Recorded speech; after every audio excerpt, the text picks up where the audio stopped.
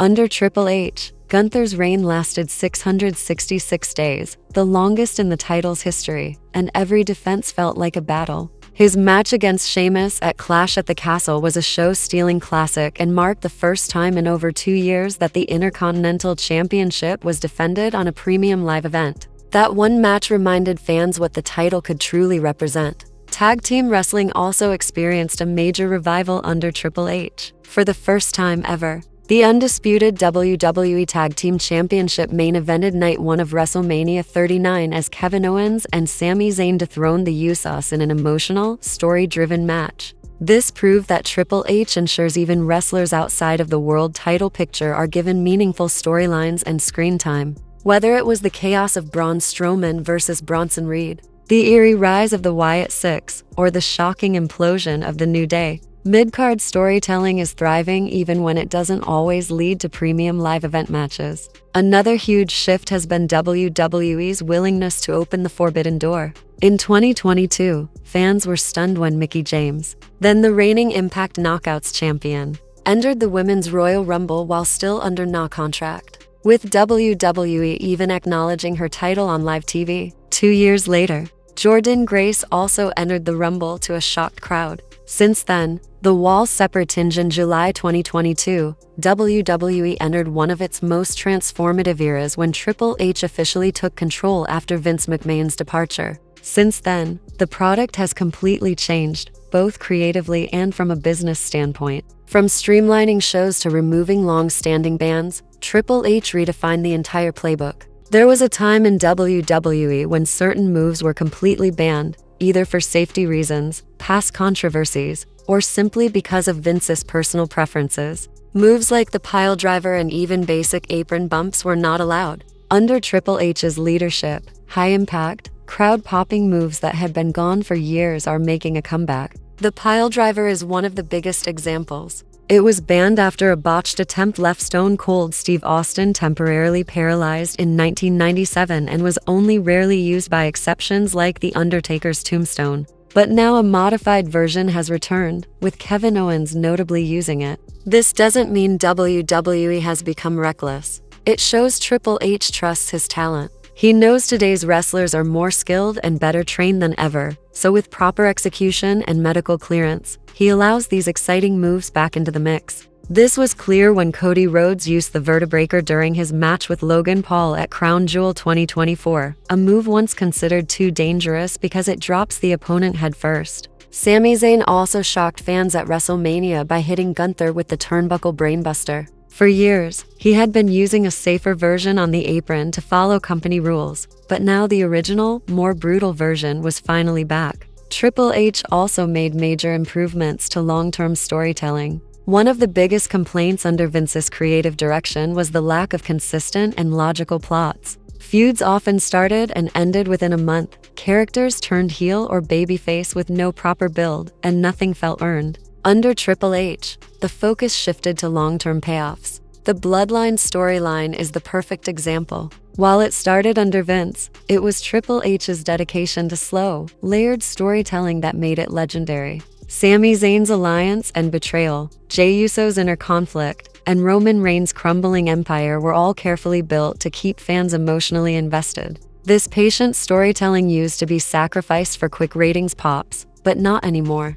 Whether it was Drew McIntyre's heel turn, Cody Rhodes' journey to finish the story, or Liv Morgan's chaotic rise to the top, everything now feels like it's leading to a big payoff. Another big but subtle change under Triple H was the tone of commentary. While it may seem minor, its effect has been huge. For years, WWE commentary was criticized for sounding overproduced and robotic. Michael Cole, the longtime voice of WWE, was often accused of sounding detached because Vince McMahon was feeding him lines and corrections live during every show. Once Triple H took over, everything changed. Michael Cole's transformation was almost instant. Freed from the constant voice in his headset, his commentary became natural, insightful, and engaging. Fans began to appreciate his decades of experience and passion, which had long been hidden under Vince's strict control. The commentary team dynamic also improved. Wade Barrett and Joe Tessitore found their rhythm because they were no longer being micromanaged, and could react naturally to what was happening in the ring. This relaxed tone keeps the audience engaged instead of distracting them with forced lines or unnatural catchphrases. As commentary found its natural rhythm, WWE's global presence shifted into high gear. For years, WWE's biggest shows rarely left the United States because Vince McMahon treated international events as occasional spectacles rather than key parts of the company's calendar. Despite having a massive and passionate global fan base from the UK to Australia to South Asia, WWE under Vince mainly focused on domestic programming, except for the lucrative Saudi Arabia shows. Under Triple H, that completely changed. He recognized the importance of giving international fans major, storyline-driven events they had been waiting for. Instead of treating non-US audiences as an afterthought, WWE started holding premium live events across the globe. From Clash at the Castle in Cardiff to Elimination Chamber in Montreal, Backlash in Puerto Rico, and later shows in France. These events didn't just grab local media attention, they became key chapters in WWE's storytelling. They delivered deafening crowds and pure passion that you rarely see in the United States, and this global resurgence became one of the most successful parts of the Triple H era. Along with international growth came a much-needed overhaul of how WWE structured its premium live events. There was a time when WWE's pay-per-views dragged on for what felt like forever. WrestleMania 35 is the most infamous example, running over 7 hours and leaving fans completely exhausted by the main event. To this day, it holds the record as WWE's longest show ever. Even the monthly pay-per-views followed the same formula: overload the card, stretch the runtime, and hope something landed. By the time the main event started, even the most passionate fans were too tired to react, not because they didn't care, but because they had been worn out. Triple H completely flipped that formula. Today, WWE's premium live events usually feature no more than 5 matches, all of which are well-built and meaningful. The pacing is tighter, and every match feels like it deserves its spot on the card. Some fans still complain about shorter match lists or quick finishes, but they are a small minority. Most fans prefer the streamlined, more focused shows where quality is prioritized over quantity. Shorter doesn't mean less impactful, it means smarter. Another long-running frustration that disappeared under Triple H's creative direction was the constant and often unnecessary name changes that plagued WWE talent for years. Under Vince McMahon, it became almost a joke that as soon as a wrestler gained popularity, their name would be shortened or changed. Matt Riddle became just Riddle, Austin Theory was simply Theory, and Biggie Langston was reduced to Biggie. Sometimes it was for branding reasons, other times for trademarks, and occasionally for no clear reason at all. It often felt unnecessary and even disrespectful. Triple H clearly understood that names carry weight, so he quietly reversed many of these changes. Matt Riddle and Austin Theory got their full names back, and it wasn't made into a storyline, it just happened, and fans instantly appreciated it. Beyond names, WWE also operated for years under strange restrictions, many coming directly from Vince. Words like wrestling, belts, and even hospital were banned. Despite being called World Wrestling Entertainment, talent had to refer to themselves as sports entertainers instead of wrestlers. Titles weren't belts, and injured performers weren't taken to a hospital, they were sent to a local medical facility. The reasoning behind these rules was mostly about presentation. Vince believed certain words sounded outdated or would not appeal to mainstream media partners. The word wrestling was considered too niche, while sports entertainment sounded more marketable. Another strange rule was the ban on saying hospital. Dave Meltzer once explained that Vince worried fans might call real hospitals looking for updates on injured superstars, which sounded extreme. In 2024, Luke Gallows revealed that wrestlers are now officially allowed to call themselves WWE wrestlers instead of sports entertainers, signaling a major shift in philosophy. This change also marked a bigger shift in WWE's approach to kayfabe, the long-standing tradition of keeping wrestling's scripted nature a secret. While most fans have known for years that WWE is choreographed entertainment, Vince went to great lengths to protect the illusion. Even terms like heel and babyface were forbidden for decades. That rule is now gone, as the company regularly holds post-show press conferences where wrestlers and executives openly discuss creative decisions and storyline direction. Words like heel and babyface are now even used during live promos without hesitation. Perhaps the boldest move so far is WWE's partnership with Netflix to create WWE in Real,